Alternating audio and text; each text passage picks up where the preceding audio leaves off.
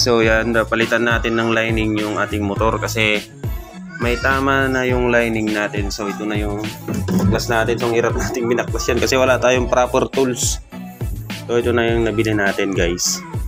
So yan, sasalpak ulit natin dyan para mas okay na yung pag-clutch nito kasi ang tigas ng clutch ng Rusi. So yan yung isa sa mga issue ng Rusi guys. Matigas talaga yung clutch nito pag pagkakambyo mo pa lang kasi re-release mo sa Primera is napakahirap i-release ng Primera nito. So natamaan na yung ating lining. Yan na.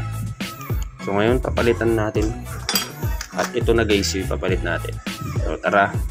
Salpak na natin to. Linisan ko muna yung mga yan. Then saka natin salpak to. Let's go.